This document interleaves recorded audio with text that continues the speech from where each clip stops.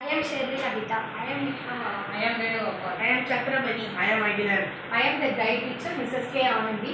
Now our school students have made a project called EcoBricks. They made a beautiful stool out of the EcoBricks. Now they are going to explain how they made this project. Thank you. நாங்கள் இன்னைக்கு ego BRICS செஞ்சுருக்கோம். நீங்கள் plastic cover காய்கறி கடையில் பால் கடையில் எல்லா கடையிலையும் வாங்குறீங்க. ஆனால் அதை வீட்டுக்கு போயிட்டு மக்கும் குப்பை மக்கா குப்பை போடாமல் ரோட்டில் போட்டு போகிறீங்க. அந்த ரோட்டில் போட்டு போகிறது என்ன ஆகுன்னு உங்களுக்கு தெரியுமா? விலங்குகள் சாப்பிடுது. அதே இல்லாமல் சாலை ரொம்ப மோசமாக இருக்குது. அதை குறைக்க நீங்கள் பிளாஸ்டிக் கவரை வாங்காமல் மஞ்சள் பை கொடுங்க. அதுக்கப்புறம் இந்த வீட்டு பக்கத்தில் கவர் இருக்குன்னு சொல்லிட்டு நீங்கள் பிளாஸ்டிக் கவரை தண்ணியில் போடுறீங்க.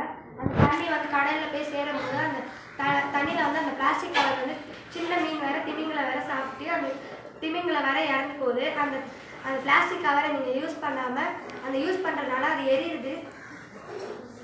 அது எரிக்கிறதுனால வளிமண்டலத்தில் போய் காற்று மாசறிகிறது. நிலம் காற்று எல்லாமே மாசறிகிறது. அதனால பிளாஸ்டிக் கவரை பயன்படுத்தாமல் மஞ்சள் பை பயன்படுத்தும்.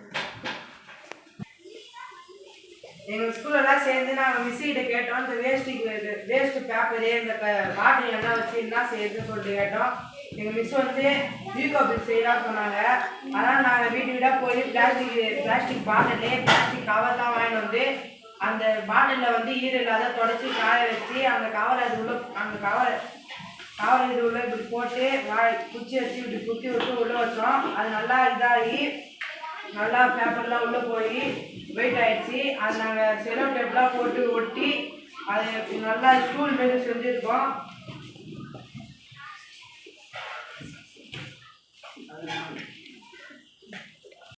பார்த்தீங்களா, எங்கள் டீம்லேருந்து 2 பேர் உட்காந்துருந்தாங்க. சத்திரபாண்டி 62 kg, ரேணுகோபால் 40 kg. ஆனால் நான் சொல்லியிருந்த இது 100 கிலோ மட்டும்தான் தாங்கும். ஆனால் இவங்க 2 பேரும் சேர்த்து 102 கிலோ. ஆனால் இவங்க 2 பேரும் உட்காந்து இந்த ஸ்டூல் தாங்குது. இது மாதிரி நாங்கள் நிறைய ஸ்டூல் செஞ்சு பிளாட்ஃபார்மில் இருக்கிற இந்த பூக்கடை, அதுக்கப்புறம் வளையல் கடை, அது மாதிரி வச்சுருக்கிறவங்க எல்லாருக்கும் கீழே தான் உட்காருவாங்க. அவங்களுக்கு நாங்கள் இது மாதிரி ஸ்டூல் செய்ய போகிறோம். இது மட்டும் இல்லாமல் எங்கள் ஸ்கூலில் இருக்கிற 1வது பசங்களுக்கு நாங்கள் ரைட்டிங் டெஸ்க் செஞ்சு தர போகிறோம். அதுக்கப்புறமா நாங்கள் லைப்ரரி வைக்கிறதுக்கு ரேக் செய்ய போகிறோம். இது மட்டும் இல்லாமல் நாங்கள் இன்னும் நிறைய செய்யலாம்னு இருக்கோம்.